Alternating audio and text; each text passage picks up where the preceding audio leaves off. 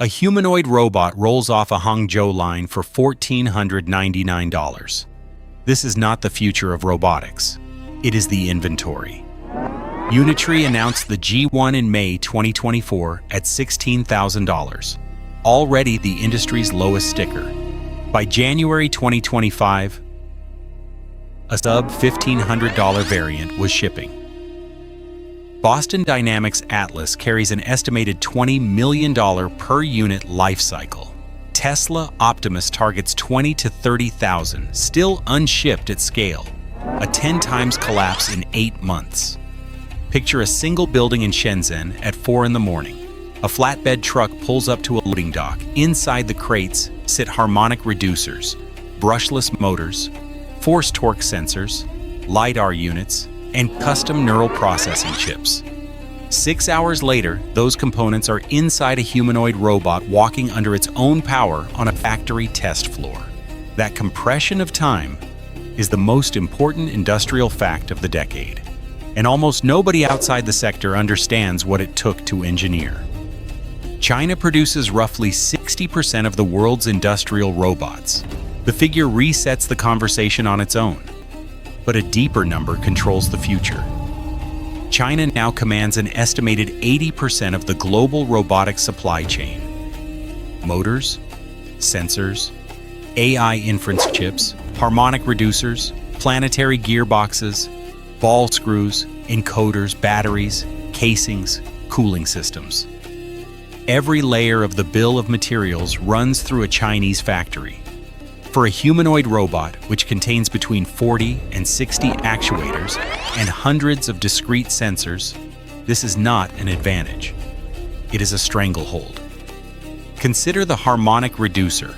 A single humanoid platform requires 20 to 30 in the joints. Until 2018, Japanese firm Harmonic Drive Systems held over 80% of the global market. They priced accordingly. Today, Chinese manufacturers like Leader Drive and LiFuel ship reducers at 1/3 the cost. They do it at volumes Japanese fabs cannot match.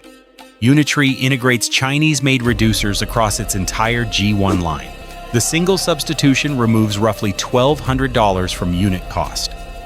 Multiply across every component category and the price collapse stops being mysterious. Then there is the rare earth question. Humanoid robots require neodymium and dysprosium for permanent magnet motors.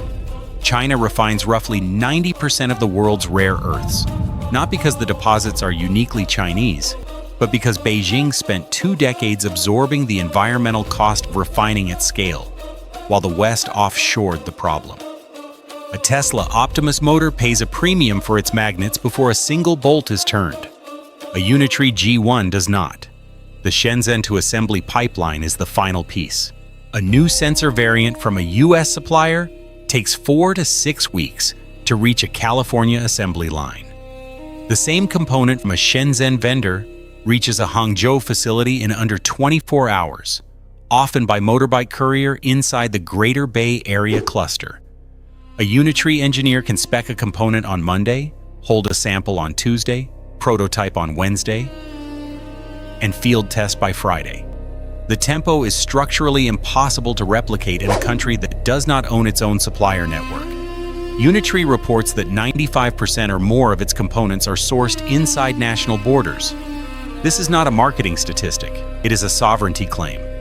Every export restriction Washington can write, every tariff Brussels can impose, every chip ban targeted at advanced lithography touches the periphery of this supply chain, not the core. The core is already inside China, already integrated, already shipping.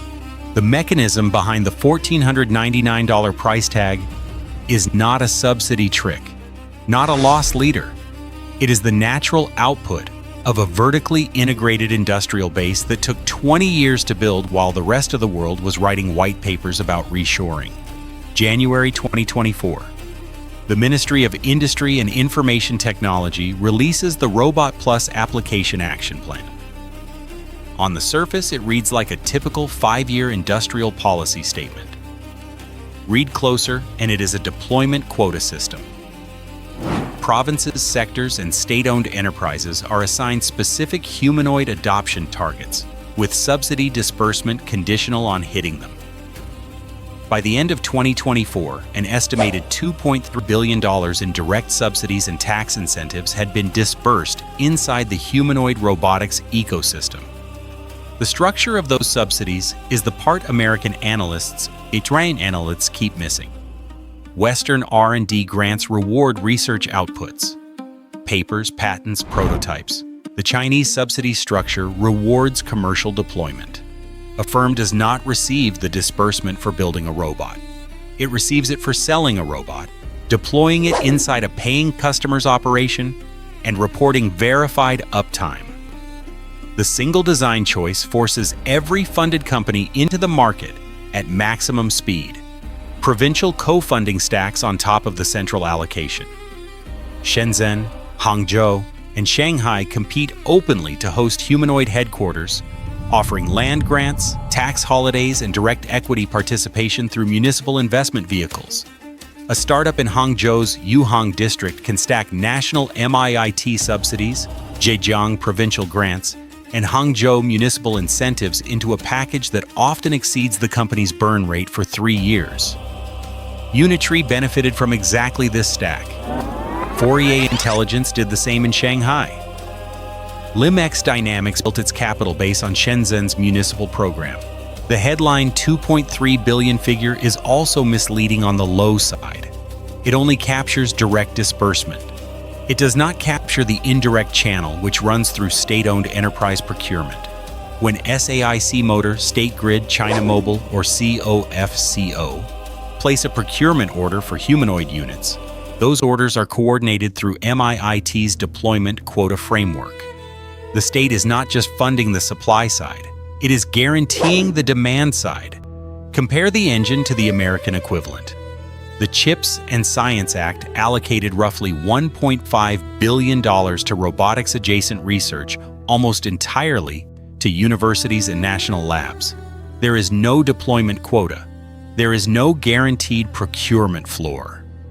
A U.S. robotics startup competes for venture capital on milestones that reward technical demonstration. A Chinese startup competes for state procurement contracts that reward units shipped, period. The state engine is industrial policy that treats humanoid robotics the way Beijing treated solar panels in 2009 and electric vehicles in 2015. Subsidize aggressively. Force commercial deployment, drive unit costs down through volume, and let the global market absorb the surplus once domestic capacity is dominant. The solar playbook ended with Chinese firms controlling roughly 80% of global module production. The EV playbook ended with BYD passing Tesla in unit sales in late 2023. The humanoid playbook is running on the same template, on a faster timeline.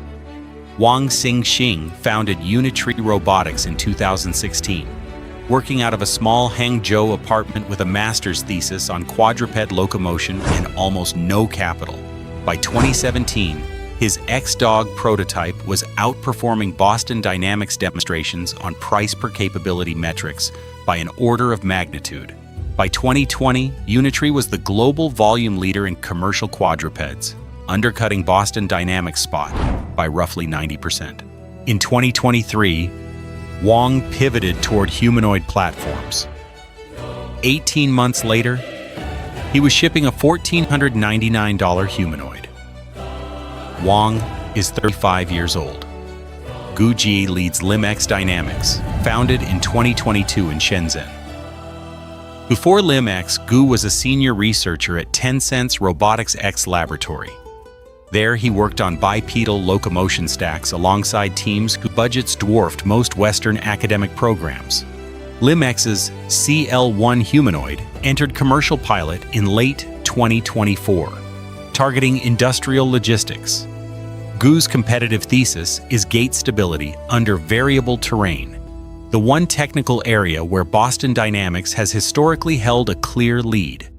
LimX closed the gap in roughly 20 months. The firm has raised over $150 million, backed by Lenovo Capital and the Shenzhen Municipal Investment Vehicle. Fourier Intelligence rounds out the top three.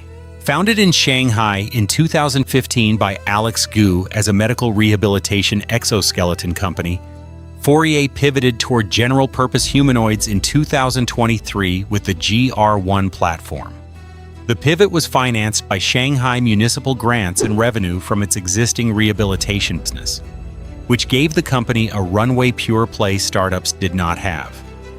Fourier shipped its first 100 GR1 units to research customers in 2024 and is now ramping a commercial variant aimed at hospitality and elder care.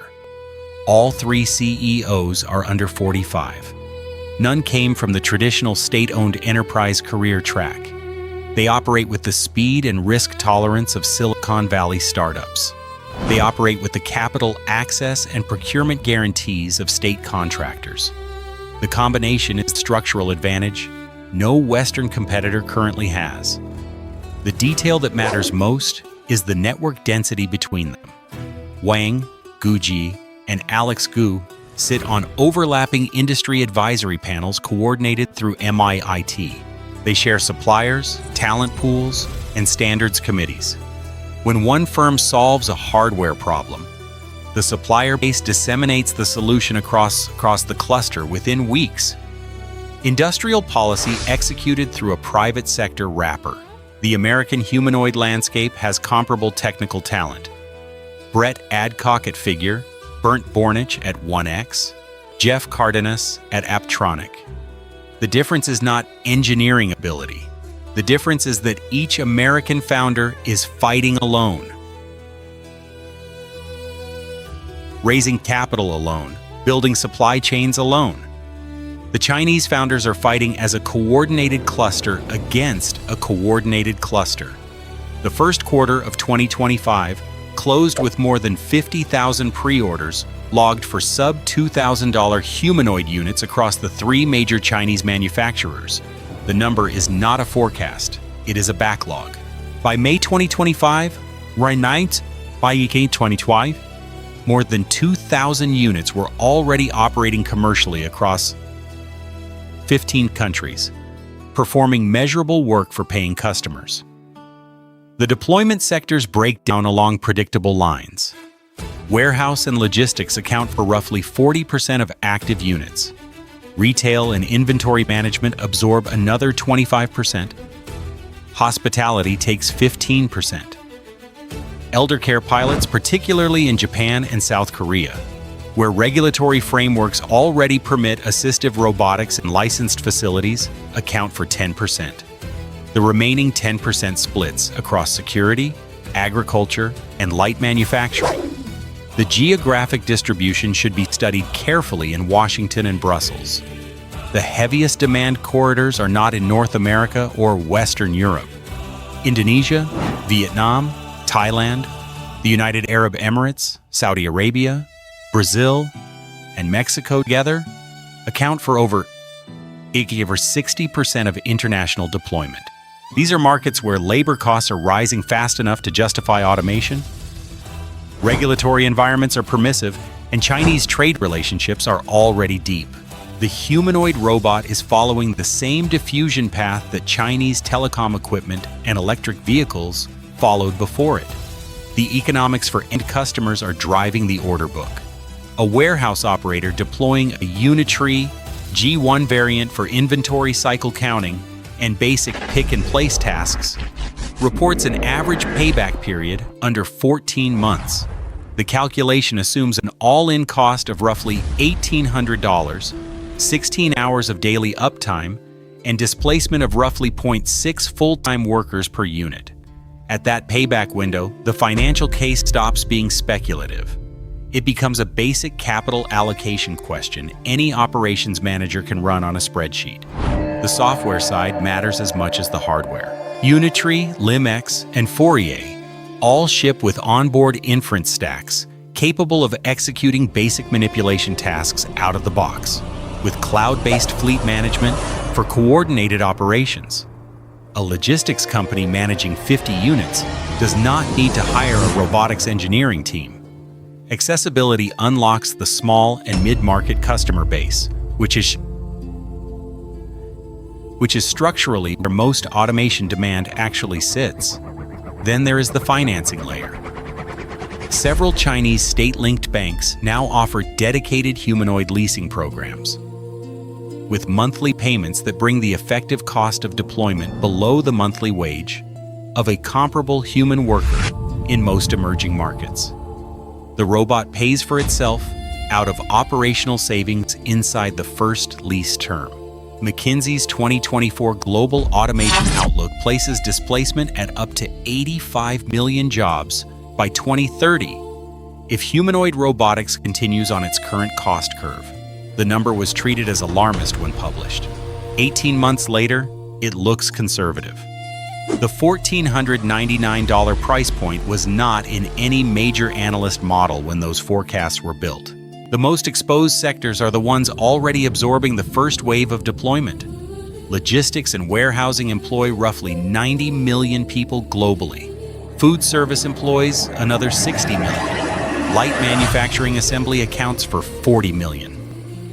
Private security and basic facility monitoring add another 20 million, 4 categories. Over 210 million jobs. They share a common feature. The tasks are physically structured, repeatable, and operate inside controlled environments humanoid robots can navigate with current generation perception stacks. The geographic distribution demands attention. Developed economies have aging workforces and rising labor costs, which makes the substitution curve steep. Developing economies have younger workforces, but wage growth trajectories closing the gap, with automation cost faster than anyone projected. A factory worker in Vietnam earning $400 a month was, until recently, structurally cheaper than any humanoid alternative. At $1,499 for a unit with a 5-year operational life, the calculation inverts within a single budget cycle. The International Labor Organization has no coordinated policy response in place as of mid-2025. There is no global framework for humanoid robotics labor displacement, no equivalent of the climate accords for workforce transition. National governments are left to absorb the impact individually, which means they will absorb it unevenly and largely after the fact. There is also a second-order effect the headline number does not capture. Wage compression begins before unit replacement. The moment a humanoid robot enters a sector as a viable alternative, the wage ceiling for human workers in that sector resets downward. Employers do not need to deploy robots at full scale to extract the bargaining leverage. They only need the credible threat. The dynamic is already visible in logistics labor negotiations across North America and Western Europe, where unions are now confronting employer proposals that explicitly reference humanoid robot pricing as a benchmark. The political consequences of that wage compression will arrive long before the formal displacement numbers do. The original Industrial Revolution took roughly 70 years to reorganize Western labor markets. The humanoid transition is operating on a timeline of single-digit years with no equivalent institutional buffer to absorb the disruption. March 2025, the Commerce Department adds 3 Chinese robotics firms to the export restriction list, citing national security concerns over dual-use humanoid platforms. The action targets chip flow. It does not rebuild domestic capacity. There is no equivalent U.S. consumer-grade humanoid in production at sub-$10,000 pricing. Tesla Optimus remains pre-commercial. Figure 02 ships in low pilot volume. Apptronik Apollo operates in single customer industrial trials. Washington is regulating a market it does not yet manufacture in, using tools that worked against semiconductors and may not work against a supply chain that no longer depends on American silicon at the actuator layer. The MIIT roadmap, published alongside the 2024 deployment plan, sets mass market penetration targets for 2026 and 2027. Internal projections inside the major manufacturers point to a sub-$1,000 consumer unit by late 2026. The hardware war is effectively decided. When you put all of this together, The supply chain capture, the deployment subsidies, the founder cluster, the order book already shipping. What emerges is not a product story. It is a template. The same template Beijing used on solar, then on EVs, now compressed into a faster cycle and pointed at every sector that runs on human labor. The next battlefield is the software stack, and Unitree, Limex, and Fourier are already releasing open-source firmware and developer toolkits, mirroring the Android playbook that locked global mobile ecosystems into a Chinese-friendly standard layer. Standard setting is migrating inside Beijing-led working groups at the International Organization for Standardization, where the technical definitions of humanoid safety, interoperability, and data handling are now being written by the firms shipping the most units. Whoever writes the standard owns next 20 years. The $1,499 robot was the opening move. The next price floor is being written in Hangzhou right now.